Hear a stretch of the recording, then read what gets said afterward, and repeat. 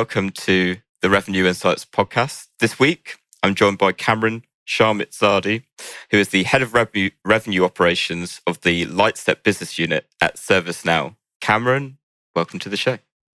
Thanks for having me. I regularly kind of ask this question at the beginning. Tell me a little bit more about your journey to becoming, head of revenue operations. Yeah, I've really been in operations my entire career, starting off at Intel, much larger organization. I've had a variety of different operations roles since then, and ultimately landed at Lightstep, my first opportunity at a startup. I think we were about 70 employees at the time I joined.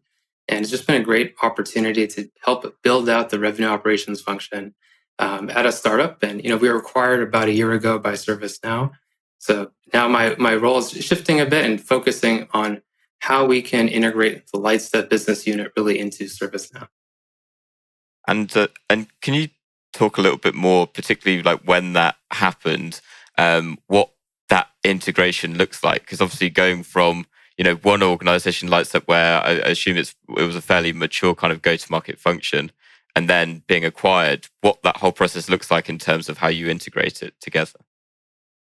Yeah, Lightstep was still early in its journey at the time of acquisition, so we were still, figuring things out and trying to find out how we can be most effective. We were acquired a year ago, and even though that sounds like it's been a while, we're still very much working on a lot of the integration. So, like the CRM integration, marketing automation, that's still ongoing. We're just actually nearing completion of that, but there's more to come. Like we need to figure out how we can co-sell the Lightstep products along with ServiceNow products on the same order form, and really consolidate that sales motion and work well with the existing ServiceNow sales organization to get into accounts where ServiceNow already has a strong presence. So it's ongoing. It's not something that's already complete. It's going to be a little while longer. It's not just the system piece; it's the process. It's figuring out how we can work well together to co-sell. Yeah, and what does that? Obviously, when you heard the news, what does that process then looks like for you in terms of, right, how do I actually plan for this? All the different component parts, not just systems, but as you say, like the processes as well. Well, luckily, I'd been through this before, not being acquired, but being on the acquiring end. So while I was at Atlassian, we acquired several different companies. And a primary part of my focus at Atlassian was actually figuring out how to integrate those acquired organizations, not just into the tech stack, but how to consolidate processes, how roles and responsibilities would work going forward. Atlassian has a very different sales model than is traditional in the B2B space. So we needed to figure out how to make that work alongside the acquired companies. So this was my first time, on the other side of things, but I already had a very good idea of what needed to happen. And it really just, for me, started with listing out all the stuff that I knew I needed to get done over the next year and trying to build a roadmap around, around that and just getting the resources, both people and money that would be necessary to make that successful. And can you shed a little bit more light on what that roadmap looks like, and I guess up to where you are today? So there was a very short-term list of things we needed to get done immediately to enable Lightstep to sell at ServiceNow. So this meant like reviewing our order form terms, making sure we were fully in compliant with ServiceNow policies.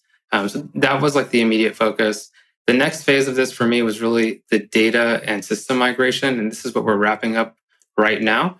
And that's been about a 6 to 9 month journey to figure out which systems we're going to use, how to align all these fields and data.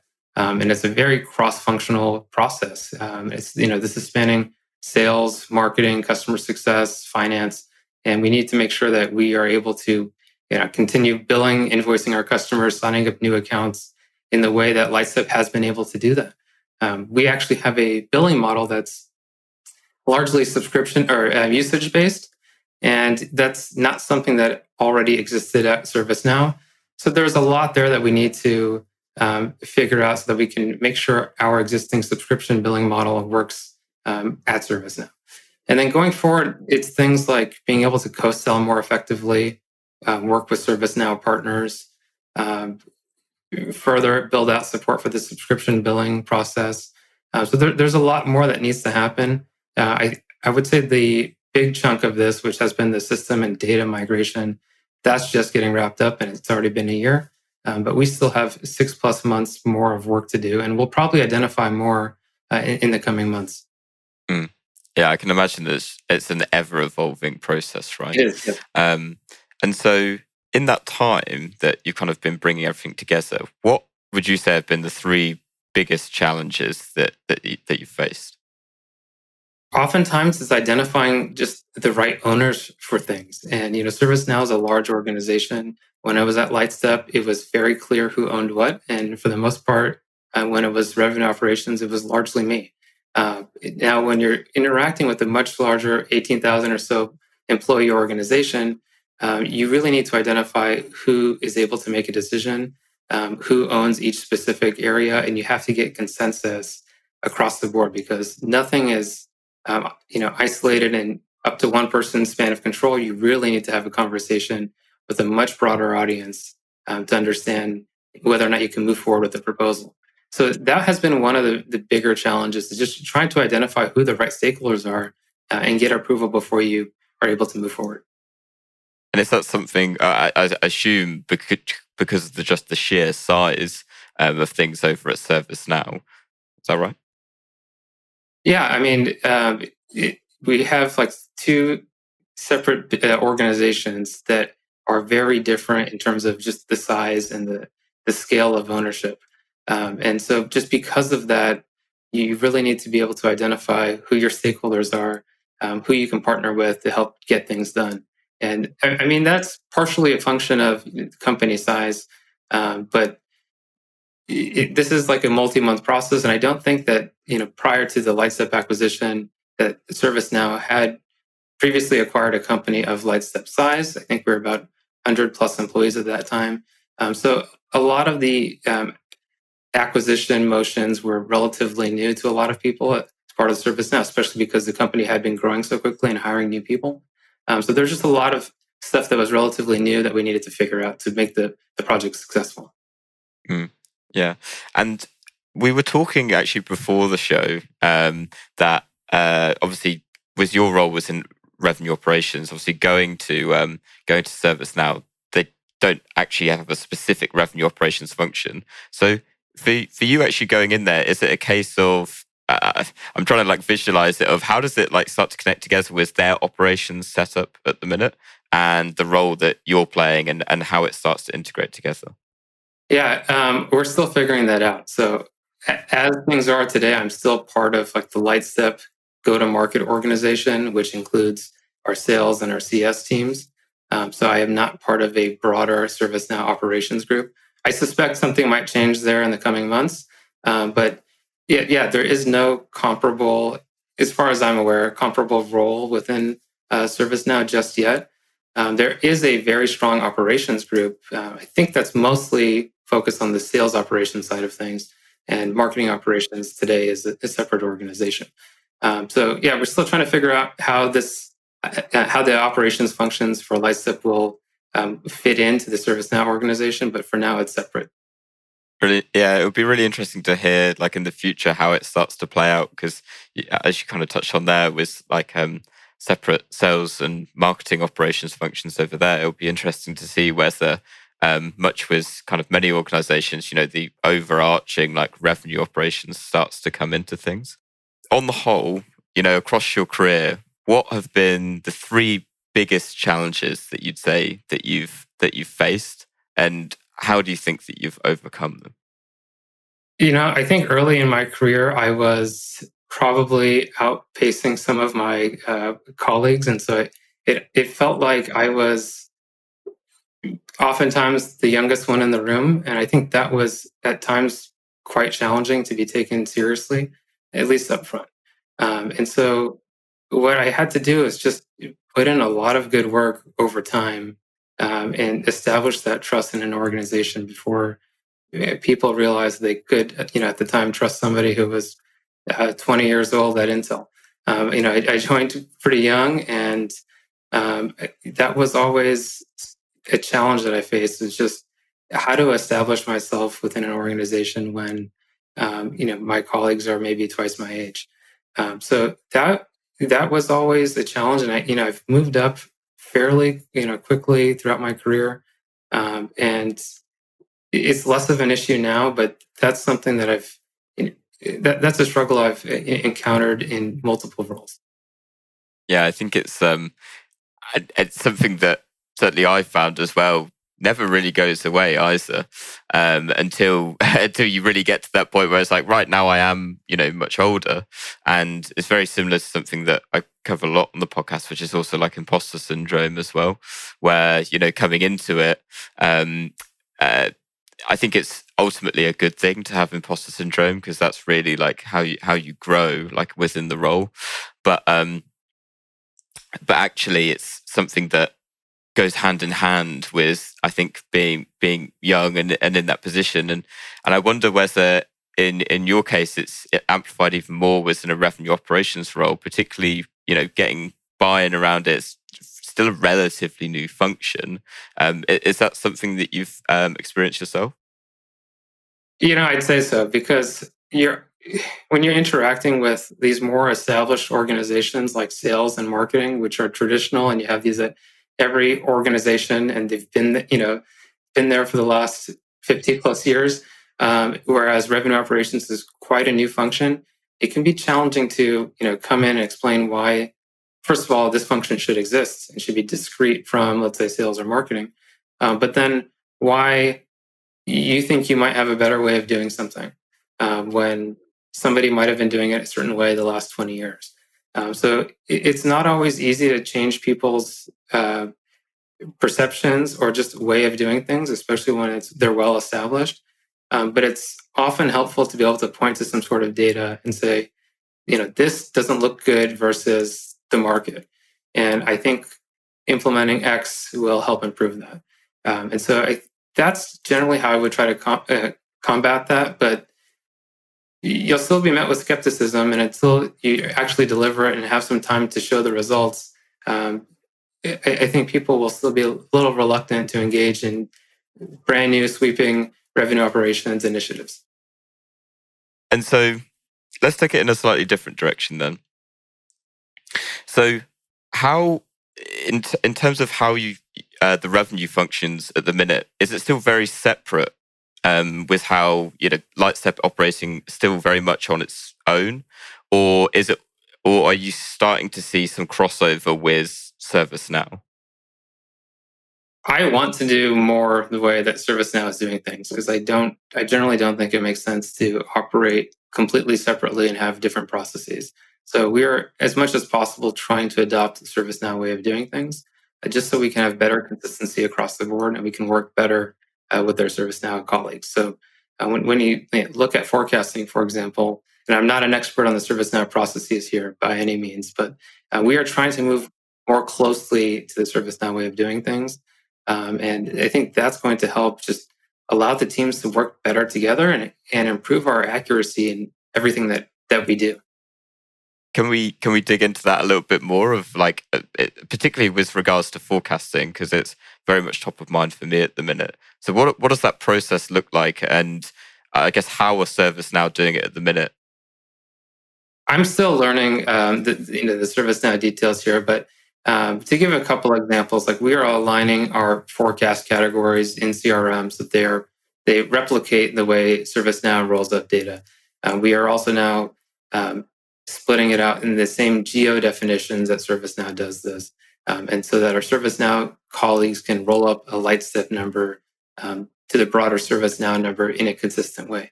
So it's not like we are giving a completely separate measure of data. We had to align definitions. Prior to the acquisition, we referred to revenue as ARR. ServiceNow refers to it as ACV, and there were some definitions that were slightly different in there. Just the way we would account for, let's say, built-in upsells, and there are a couple other edge cases that were just handled differently. So one of the very first things we needed to do was actually align our definitions, use the same terms, define geos the same way, make sure we're rolling up information to the same forecast categories. And so that's just at a high level, like some of what we need to do to make sure that we are consistent across the board. And as we learn more about the way ServiceNow does things and look at historical information, we'll have a better sense of how to forecast future quarters for Lightstep. Amazing.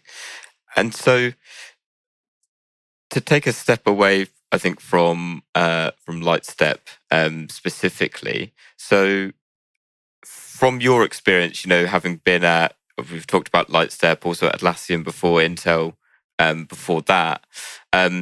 How do you create consistency between the revenue operations function and the revenue teams that you are working with?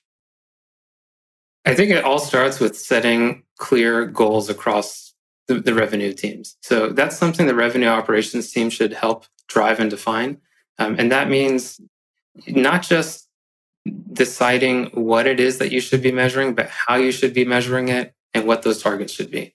And those should be relatively constant quarter to quarter. Of course, the goals change, the targets change, but the definitions and the key performance indicators, the things you're actually tracking, should be relatively constant.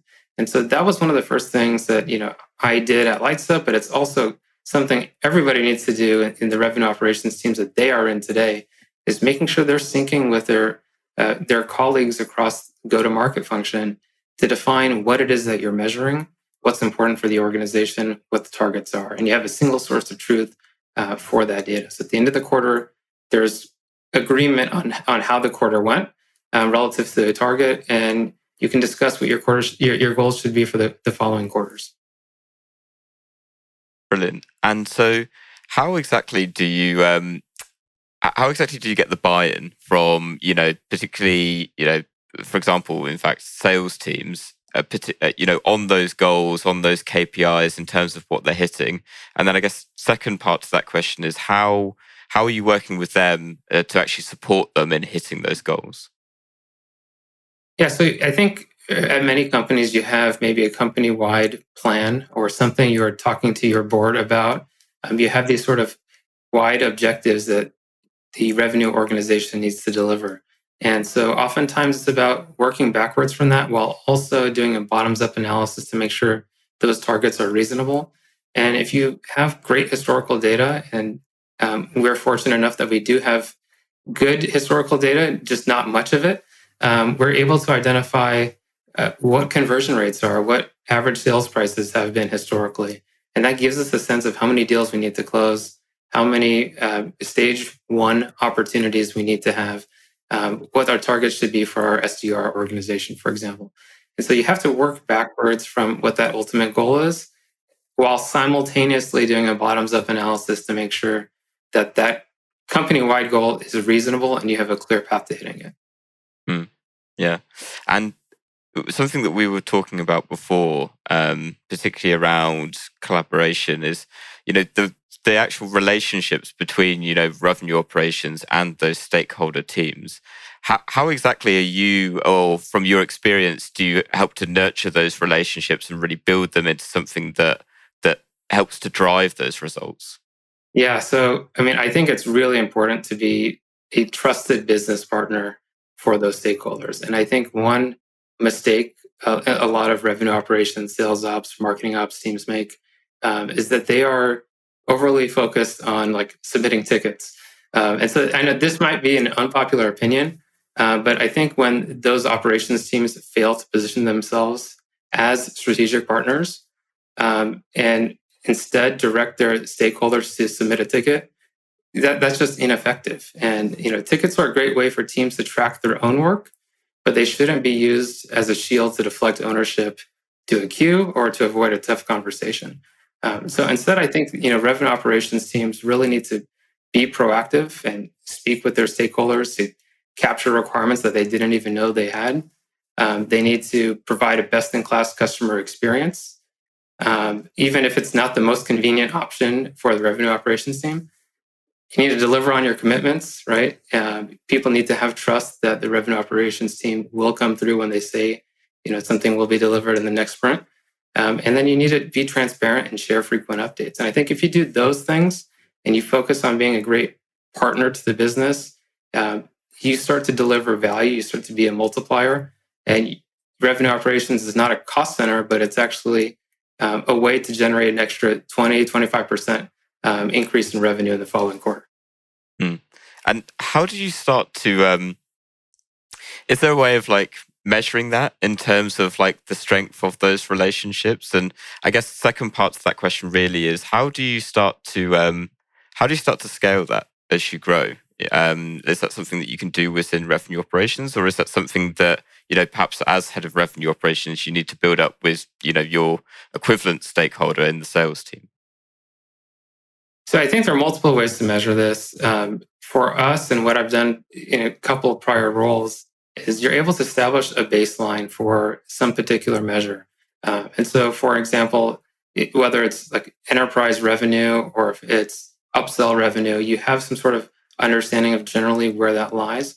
And then if you're able to deliver a process change and maybe even tag things with a campaign, depending on what sort of changes you're making, you have a way to actually see and attribute, granted it's correlation typically, not causation, but you're able to see that you had a massive increase, maybe 20-25% increase in revenue from a particular go-to-market strategy or sales motion. And if that's something a revenue operations team is leading and delivering, you have that to point to say you were able to generate 20% increase in revenue the following quarter based on this project that revenue operations delivered. And so I think it's really important to be able to establish that baseline and be able to show what changed over time, because oftentimes revenue operations teams are delivering these incremental improvements, but they really add up over time. And you want to make sure you're able to quantify that and justify the value that revenue operations brings to an organization. In terms of partnering as your team grows, I think it's just really important to have very clear roles and responsibilities across revenue operations, and for their stakeholders to know that that member of revenue operations is their go-to contact for whatever it is that they need. And so that's where I'd like to focus, my teams on delivering value. It just build out a great partnership with your stakeholders, become essentially an extended member of their team, get invited to their team meetings, give regular updates, and make sure that you are not seen as a place to submit requests to, but you are there as a business value that will help them achieve their own targets. Could you share perhaps one example from maybe at Lightstep or your career as a whole of an initiative that you've run that's really helped to grow those relationships? Yeah, so at Lightstep specifically, when I joined, we didn't really have an upsell sales motion. So we were acquiring all of our revenue from either new business or at time of renewal, but not in between. And so that was something I was able to identify pretty quickly just by looking at historical data at the time I joined. And that just stood out to me as a big gap. This should be a place where we're capturing additional business. And in digging into that a bit more, I realized we didn't actually have a great way to track customer usage. And so we might sell certain limits, but if customers were exceeding those limits, we weren't really having those conversations because nobody really knew about it. And so just improving visibility into customer utilization was a top priority for me. And then figuring out how we can have conversations with customers and how we can incentivize buying more, perhaps at a discounted rate, but pre-committing up front, capturing that as recurring revenue.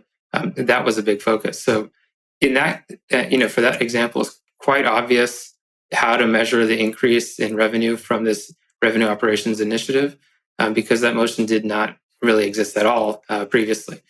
So I think that just had a very big impact on the organization, and it was quite dramatic. Since that change, we're now seeing like over 30% of our revenue come from these upsells, and it was previously less than 1%. We had done, I think, one deal ever in the time before we made these changes. So that's a substantial impact that revenue operations can have on an organization. And if you just dig into the data, you can identify these gaps, and these become top priorities on your roadmap to go off and address. Yeah, I think that's it sounds like an amazing way to start building that trust, and probably it's one of the big takeaways I think from what we've kind of talked about is demonstrating that value to be able Right. to then get the buy-in in terms of, this is how we can start to work together. Because then I guess it then opens up to, what more can we do at that stage, and it does start to get you to a point of, well, hopefully where you're doing less ticketing at the end of the day. Over the past kind of like few years that you've been at Lightstep, what would you say would be the one single biggest learning that you've had, that you wish you knew at the beginning? So I think it's important to not just set targets for the revenue organization, but to set targets for the revenue operations organization. One potential challenge I think revenue operations can face is you are delivering value, but in many ways you're delivering value to like a sales organization achieving their targets or a marketing organization achieving their targets. And so it's important to also clearly define upfront what it is that revenue operations is planning to do so that you can share in the credit when things go well. And so that's something I wish I had done more of earlier. It's not just the Lightstep thing. This is something that is important for anybody listening to this to go off and do in their own organization, because unfortunately or fortunately, when you deliver value to your stakeholders, you run the risk of it not being perceived as value brought by the revenue operations team. Yeah. Can you share perhaps an example of since then, perhaps what one of those situations that after you kind of worked that out, it was like, okay, now I'm going to do this, and to be able to then get the recognition for the impact that you've had. So we've made some changes or really implemented new campaign types and used a third-party data source to identify leads from alumni customers that have moved on elsewhere, and that ended up being a very good lead source for us. And I think it's about 18% of our stage one opportunities come from User Gems. That's the name of the third-party vendor. So it's been very successful for us. And we tag this as when we do our reporting on where our opportunities are coming from. We tag this as like a marketing sourced opportunity, and in many ways it is. But this was also a revenue operations project to help implement this and to bring this on. And this was not something that was on any sort of marketing roadmap, before revenue operations took this on. And so it's very easy to contribute to marketing team delivering a number of leads or meetings in a quarter, but this is really something that was driven by revenue operations, right? So going into the quarter, of course, helping the marketing team achieve its targets was a goal for revenue operations.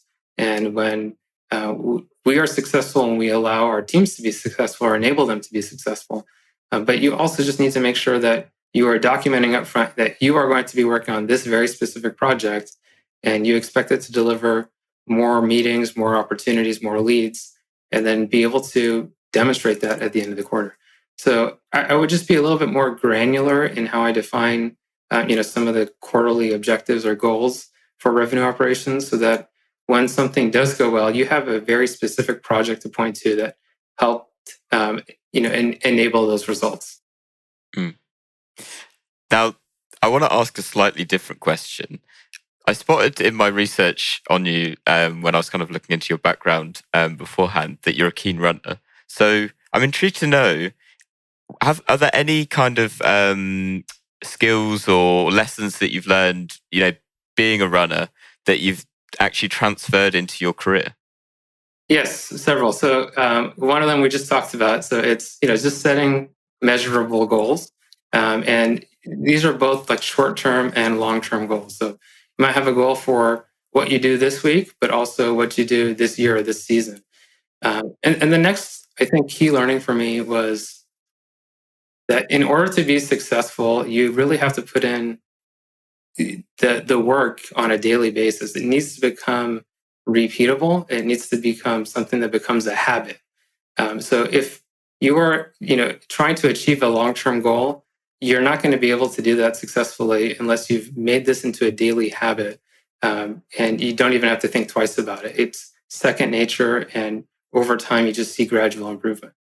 Yeah, it's the marginal gains over time, right? From the small little initiatives that you do, and I can only imagine like it goes hand in hand so well with revenue operations in particular. Finding those small little things that are and finding those little levers that you can pull, to increase win rates, to shorten the sales cycle, which might only be a fraction of a percent in for a single rep, but when actually amplified over time causes this influx really of improvement over time. Yeah, absolutely.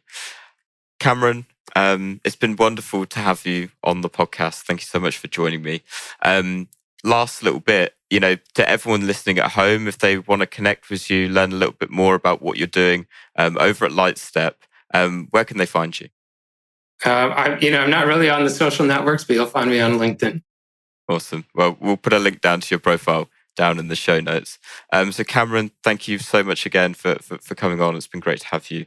And to everyone listening at home, thank you so much for listening, and we'll see you next week. Thank you.